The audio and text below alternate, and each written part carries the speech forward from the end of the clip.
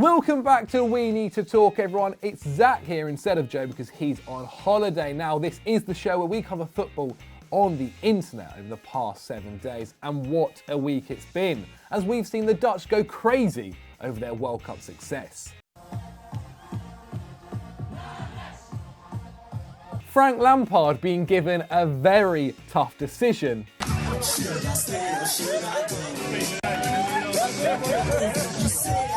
And Frankie de Jong showing that Barcelona is already paying off.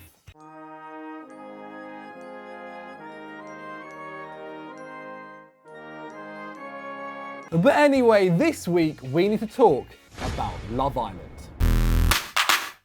So for those of you that may not know what Love Island is, it's a show where basically a bunch of British either average day Joes or somewhat celebrities by being influencers go on to this villa in Spain and essentially have 2 months to try and find the love of their life. And if they do, and they are voted by the general public, they have the chance of winning £50,000 at the end of the show, or they could split it and take 25k each. However, we all know what the actual real prize is, and it's that all of them basically become influencers on Instagram after the show. Now, a lot of you guys may be asking, what does this have to do with football? I'm getting to that. About halfway through the show, the producers decide to mix things up and split the couples, sending the boys to one villa and the girls to another villa, and introducing a bunch of fresh new faces. It's these new people who have caused a stir, and they're not even in the villa yet. Step forward Marvin Brooks, who is one of the new contestants, but is actually a midfielder for a non-league club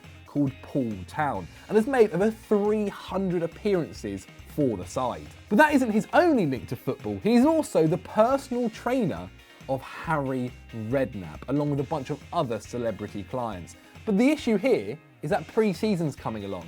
Now, his manager, Tom Killick, doesn't seem too happy. It actually said on Twitter, pre-season training starts next week and my attacking midfielder has disappeared to Love Island.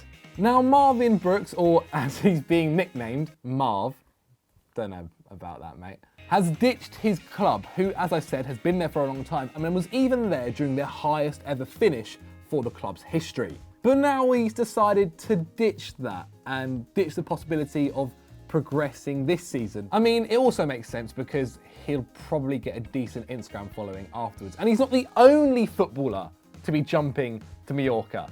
Not to play for the club, but to the villas. That's because there's another one, Denon Lewis, who's also coming into Casa Amor, a 22-year-old striker from London. In fact, he started his career at Watford. He's even had stints at places like Woking and my hometown, Crawley Town, where he played 10 times and got a whopping 0 goals. He's also played in Scotland for Falkirk and currently is plying his trade at Wealdstone, but is yet to play a game for them.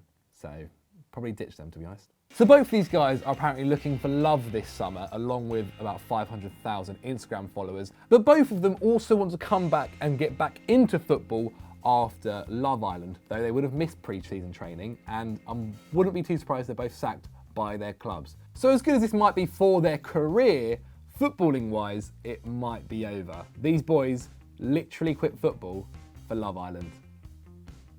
Yeah, wow. So if you want to see them anytime soon, check out either your local club, nightclub, or the local charity match, because they'll more than likely be there, as that's what always happens with the Love Island lot. Yeah, I'll be honest, boys, it's not been an interesting week. So we move on to the good, the bad, and the ugly now, and we kick it off with the good, which has to be Jose Antonio Reyes' 11-year-old son signing for Real Madrid.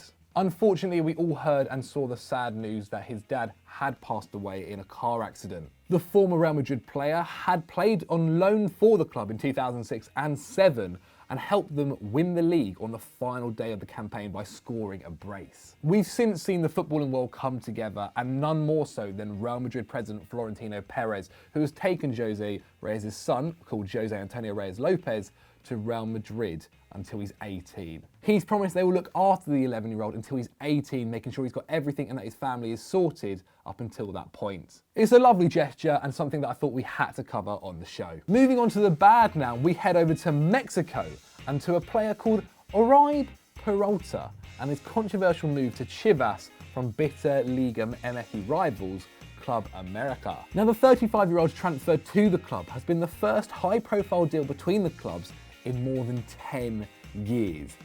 And part of it is because he was threatened with being kidnapped. Yes, in his own words, he said, "There was a kidnapping threat towards my wife and kids. It was one of the causes that influenced my move here, but it wasn't the whole reason." I mean, it's not fantastic that that is affecting your decision to leave a club. It's good that he moved away and got away from this. However, it's football and it's also his job.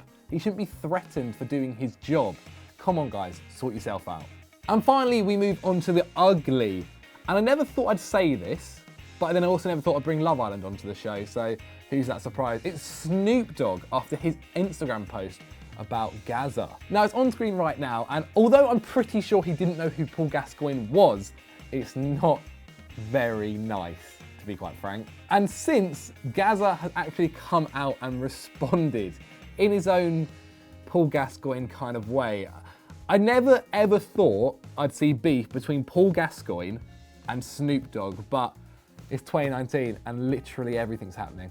So that was We Need to Talk. I hope you guys have enjoyed it. If you want to see more or want to see me tweet about Love Island, come follow me on Twitter. You won't regret it. If you've enjoyed this, head over to FDFC, soon to be named something completely different, kind of, where we just released a video with John Babb answering awkward questions whilst playing FIFA. And we have a squad goals going live next week. If you've enjoyed this, like the video, subscribe to the channel for more, and I'll see you very soon.